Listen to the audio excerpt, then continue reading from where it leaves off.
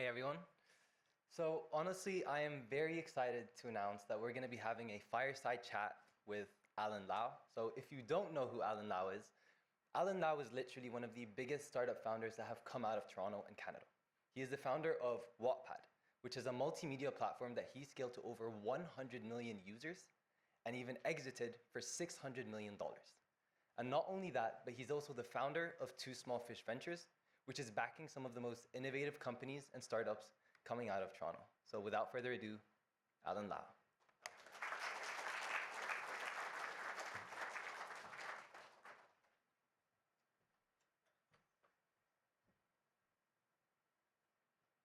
Of course, thank you so much for coming. Thanks for having me. Of course, honestly, I want to really start right at the beginning. So you were an immigrant from Hong Kong, you came all the way here, and then you left a stable job at IBM to pursue entrepreneurship. Why did you do that? Well, if you think IBM is a stable job, think again. But that was back in the 90s when IBM was one of the largest tech companies. At that time, I was a fresh graduate and got a super boring job, I have to say, because I was the most junior on the team, and my manager asked me, just wait for the architects to finish the design. I was asking him, how long should I wait? Oh, about half a year. So that half a year I was doing nothing when my girlfriend, now my wife, working across the street at a startup, a 20-person startup. Nobody knew them at that time, but she was having so much fun. She was busy and working around the clock while I was doing nothing at the office across the street. So I started to know that team as well, and they tried to recruit me over. And initially I refused. That's when they were just 20 people. And then half a year later, I couldn't resist the temptation. I joined the company. They already grew to 80 people. And keep a long story short, the company got acquired for $500 million at that time. That was almost 30 years ago, right? That's probably multi-billion dollars in today's dollar value. The company already grew to 800 people. So it was the fastest rocket ship I could ever imagine. I could never imagine that. For the first 30 days, I was working with the keyboard on my lap because the company was growing so fast, they ran out of time to buy a desk for me. It wasn't a joke, it's real. So to answer your question, I guess when you think about risk, risk is not absolute. You have to think about the upside and the downside. The upside, clearly, in hindsight, of course, it was a life-changing experience to work for some of the best entrepreneurs at the time. And the downside, I could always go back to IBM, right? So where's the risk? There's no risk. And if the upside is so enormous, it became a no-brainer. I wish I could understand that 6 months earlier so that I didn't waste that 6 months. So you said something interesting where you worked at a startup before founding your own startup. And so how do you think that experience taught you in how to grow a company, especially because you started off when they were big but not huge, then you saw them scale all over to 800 employees. So how was that experience? Yeah, I think it was very, very fortunate. I started 3 companies. All 3 of them were in my 30s. So I actually worked for some, except for IBM, I worked for other entrepreneurs for almost 10 years before I started my own. So in a way, you may think it's slow. You may think I'm not moving fast enough. At the same time, that 10 years of experience gave me so much ammunition. For example, because the company that I work for is called The Arena, and it was growing so fast. So by the time I think I was 29 years old, I have 50 engineers, 50 engineers reporting to me. I did a terrible job. I had no idea how to manage people. But guess what? Someone is paid for my mistake. So when I have to lead a team of 300 people at Wattpad, when the company got acquired, we grew to over 300 employees. all that mistakes that I learned in the past helped me become a so much better leader that I couldn't possibly imagine. So in a way, you win some, you lose some. For sure. And then, so you went through that entire journey. You worked for 10 years. You got that experience in startups. So what inspired you to go for Wattpad? Like, where did you find this problem, and why did you think that this is the problem that I want to pursue? Um, it's kind of interesting because well, I'm speaking to a group of business school students, right? So you think about your TAM or total addressable market.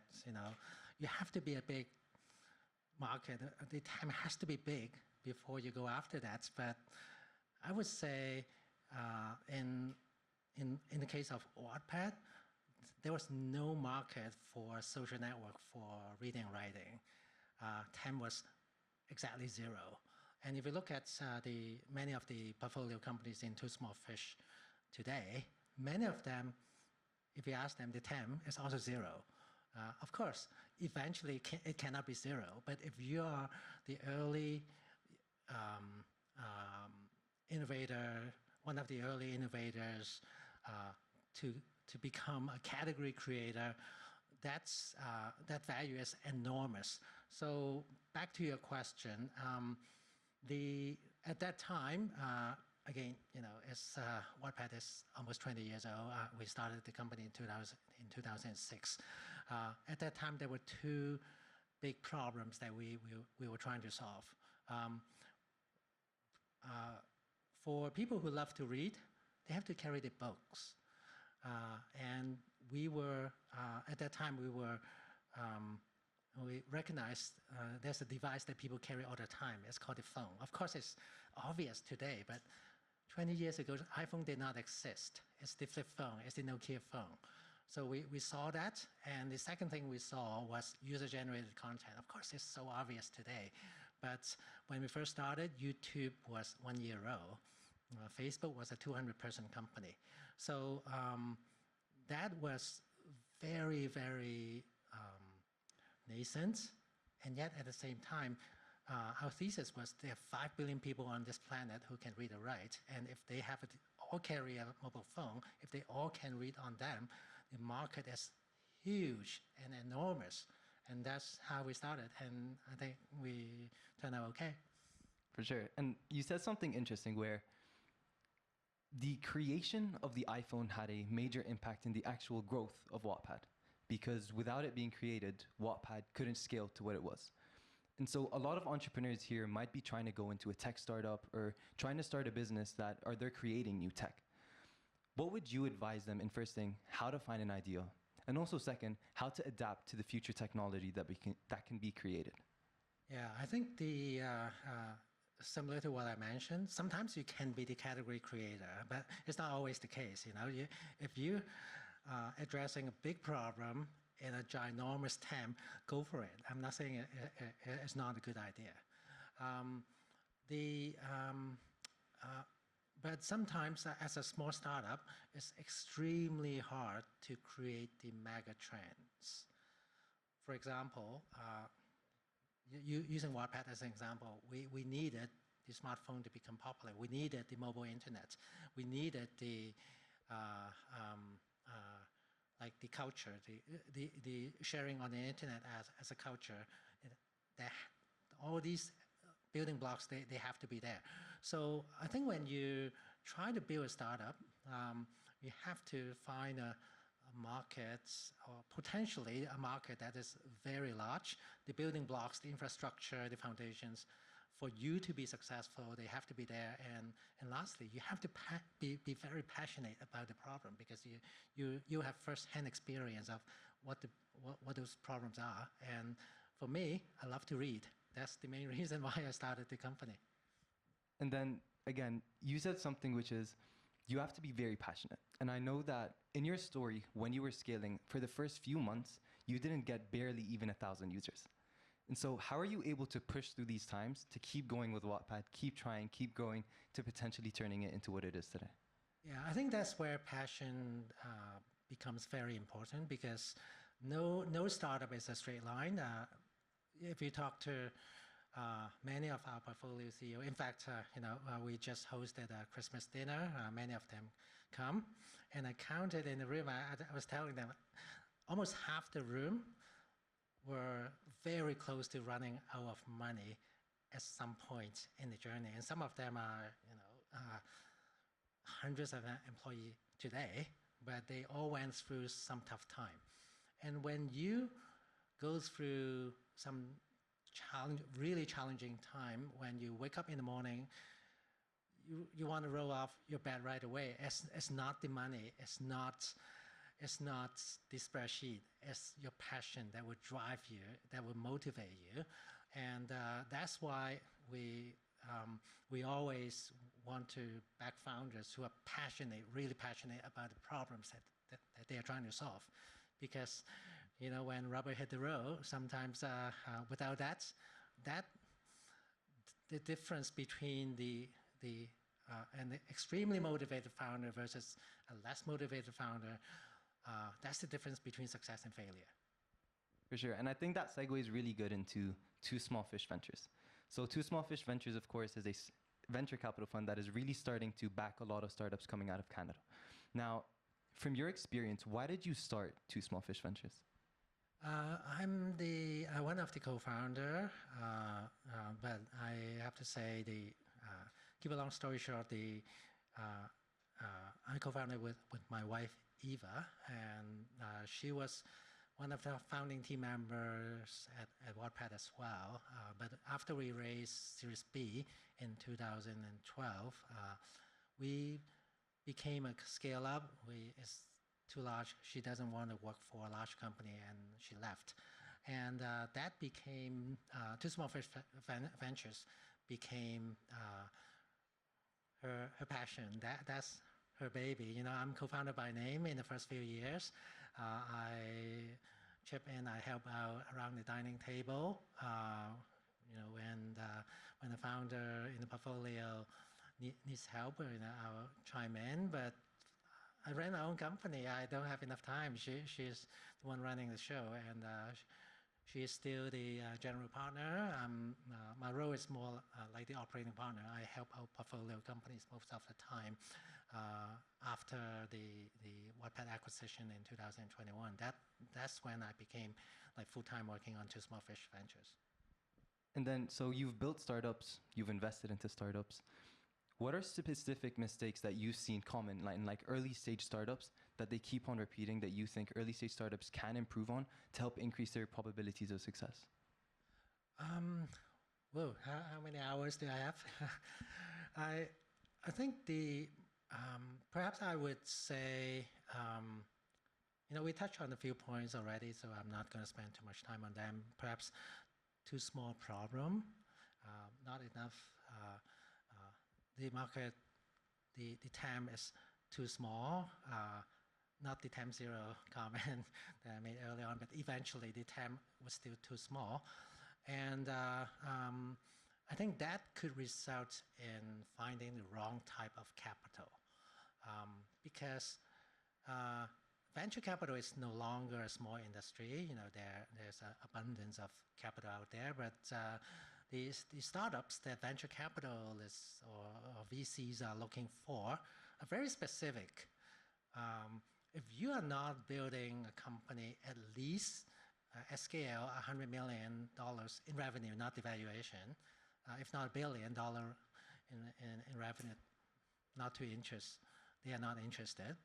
If you are not scaling maybe 100%, at least 100% year-over-year growth early on, or 40, 50, 60% at the minimum when you are at scale, they are not interested, right? Because that's how the ventures capital model works. It's a home run derby business.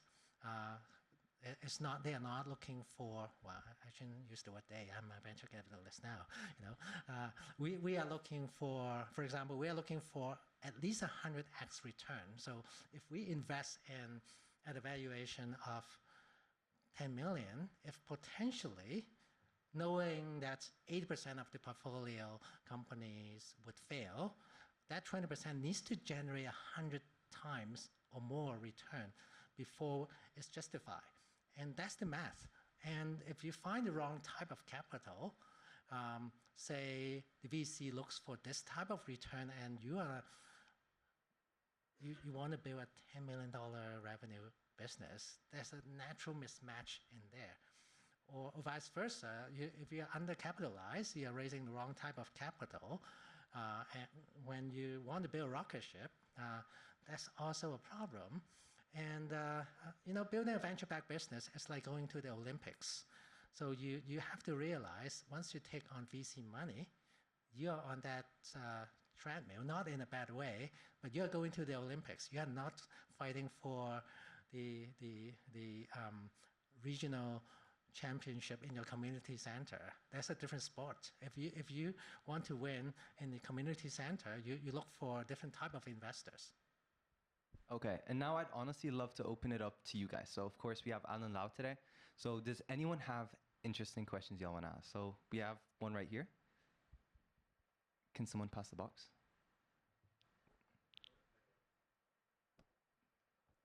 Hi, I'm Maggie. So I actually really relate to your story. I don't go to UFT. I actually work at IBM right now.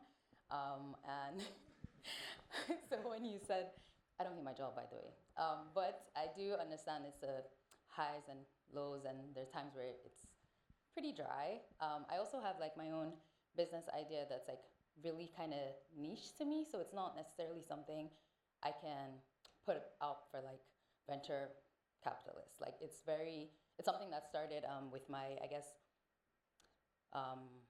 the problems I saw around beauty for Black women. Like I can't walk into any salon and just like ask them to do my hair. That's not, So your own started with like your own reading, the issues you had around reading. That's not necessarily something that's everyone can relate to, or even they might not even think they have a problem, basically, right?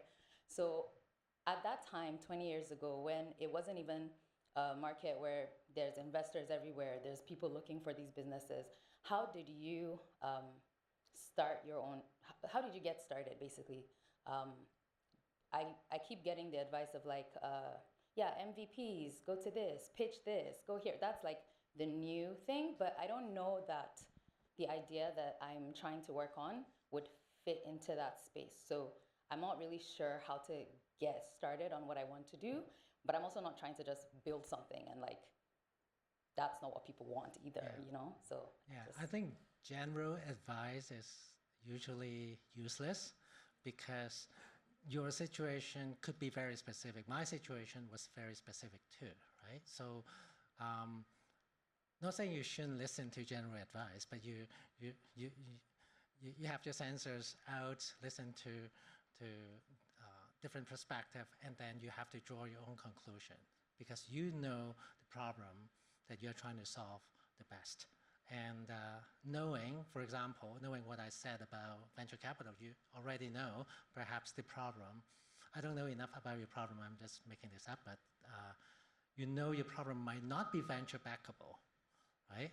And that's okay. You find the right investor and perhaps you bootstrap, you turn it into a side hustle, and perhaps maybe I'll just really quickly share our fundraising journey. In total, we raised over 120 million, just under 120 million US dollars in venture capital. But our first round of VC money came in 5 years after we started the company because we just couldn't get enough traction early on, right? The headline numbers might be amazing, but I would also tell you, I know everyone on Sand Hill Road in Silicon Valley because 99% of the VCs said no to me at least once. So that part of the story, you don't hear this on the news, right? So what I would say is perhaps trying to build a prototype, validate if your problem is actually worth solving. Would there be some early signals? I don't know. It's hard to give you general advice, to be honest. I would love to discuss more if you have time after the event. But yeah, sure. Yeah. Perfect. Someone else? Okay, we have someone at the front here and someone at the back. So maybe we'll go at the front, then we'll come back to the back. Hi, thank you for your time. My name is Bedan. There was some mention of TAM in the earlier segment and with you now too. So whether it's zero today or more than 100 million sometime in the future. But apart from it being statistically, how does a founder or someone with an idea actually forecast such a TAM or addressable market? How do they?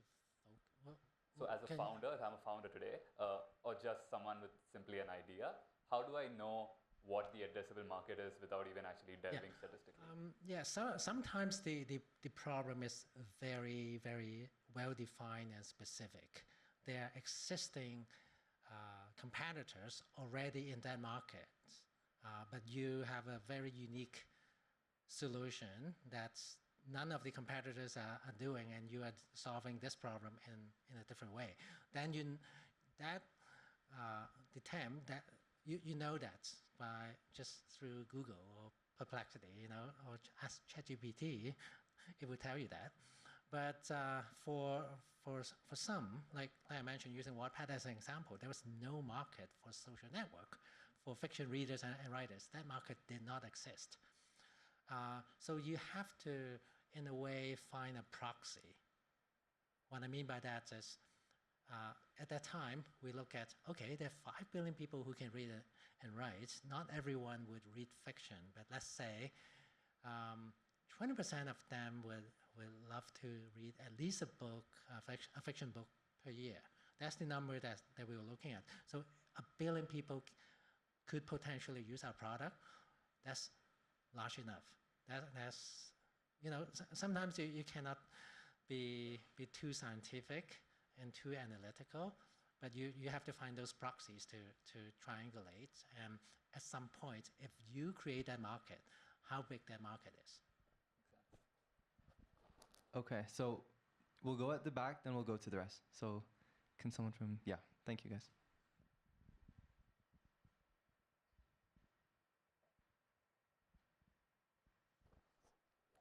Hi, Alan. Thank you for your time today. You mentioned a little bit how in the first 5 years, you weren't getting a lot of traction and you raised VC money after 5 years. So during those first 5 years, how do you sort of get rid of the self-doubt and decide whether you're wasting your time or if your idea is really good and worth it? Well, our story is kind of unusual. Please don't copy that. After about a year, we had roughly 1,000 users. 1,000 users sounds like a lot, but if you are a B2B SaaS company, if you have 1,000 customers, amazing, you made it in the first year. But if you are a consumer internet product that is completely free, you only have 1,000 users in the first year, you suck. So we were kind of running out of options, but in a way, not dissimilar to the IBM story. My co-founder and Ivan, we were almost giving up, and then one of us said, "Well, our hosting cost is like $5. We are burning like $5 per month. I think we can sustain. Let's figure something out on the side." So we kind of flip it around, turn Wattpad into a side project for 2 years. We find contract work to do. We were even crazy enough to have another idea. We started another company, and that company actually took off in a small way and got acquired after a year. So, it's a crazy 2-3 years in the beginning. But I would say what we learned afterwards was we were building a marketplace between readers and writers, and building a marketplace is very difficult initially because you have the chicken and egg problem. When you don't have any readers, no writers would join your platform. When you have no writer, no one would come to read because there's no content.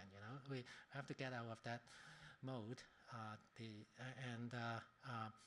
We needed time to get the snowball rolling down the hill, and precisely that's how it worked out.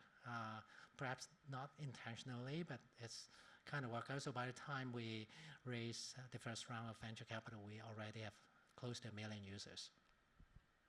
Thank you. Okay, 2 more questions. So, okay, we can go there. Someone can pass it around.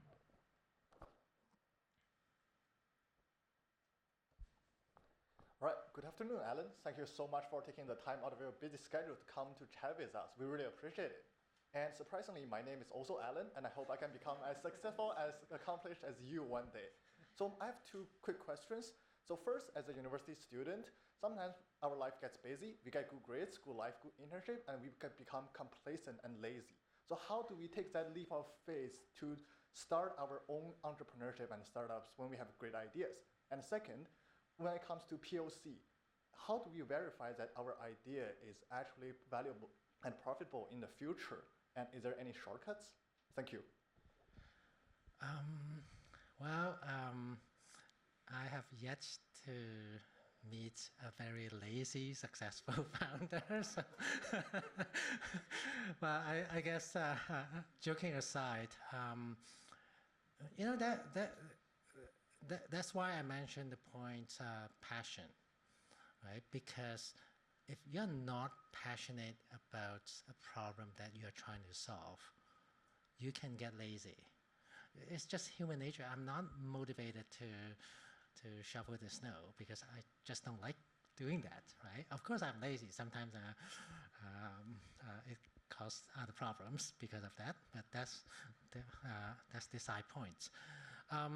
I guess nowadays, unlike 20 years ago when I started Wattpad, the world is a little bit different.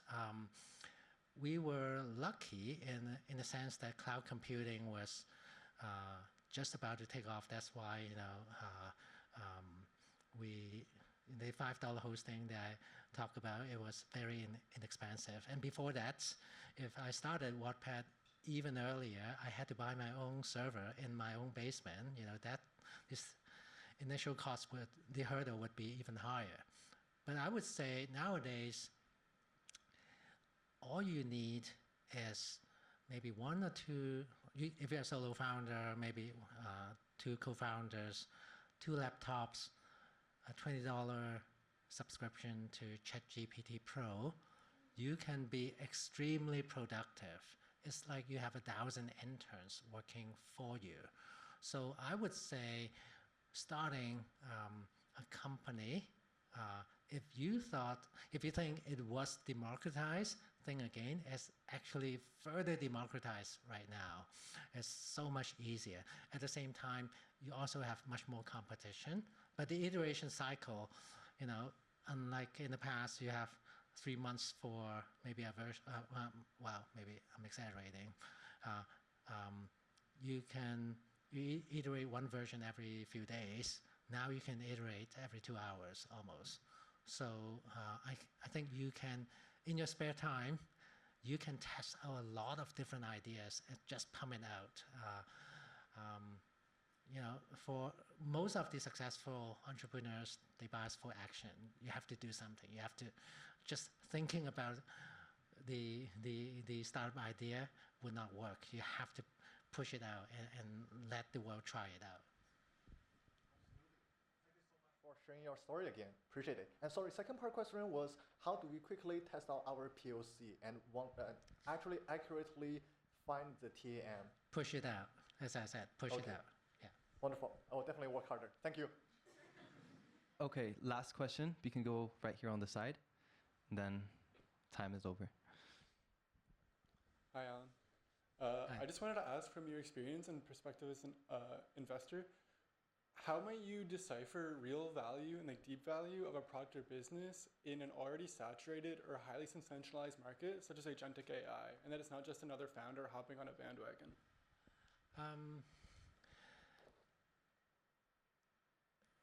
Well, I try to be short. First of all, there are many tools at our fingertips as an investor. Pressing a button, practically all the startups that in a similar space, is on my dashboard. Number one, and but that doesn't tell you the whole story, because for every startup, you see there are 10 others that are invisible in the basement working on it already. Like I mentioned earlier, all you need is a $20 ChatGPT Pro subscription. You can be uber productive in pumping out code and products. I guess for us, I can't speak for other VCs, but for us, we no longer just look at the market that you're addressing, the problem that you're solving, or the product itself. We are a deep tech VC. All 4 partners, we are engineers. We all have operating experience, and that's one thing pretty unique in Canada. And we look for one thing we absolutely have. We look for is table stakes for us, is whether your technology has enough moat in there. If the technology itself is pretty easy to replicate, we almost automatically would assume there will, if there's not already, there will be many competitors out there, and we usually are not too interested. But I can't speak for other investors. Perfect. And maybe just as a final question for everybody. So here, everyone here is mostly students. And so if you could go back to your old or young 19-year-old self, what advice would you give young Alan?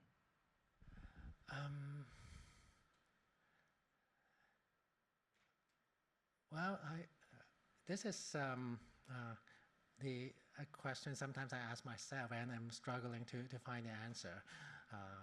But I'll try my best. I think if you ask me, like I mentioned, I started 3 companies.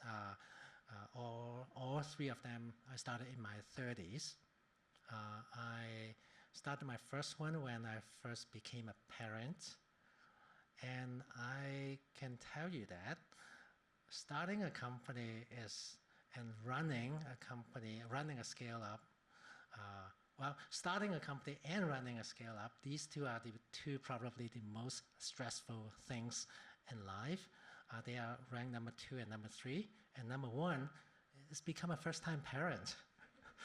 So I'm doing all 3 all at once. I think if I were to do it again, maybe I'll start a little bit earlier.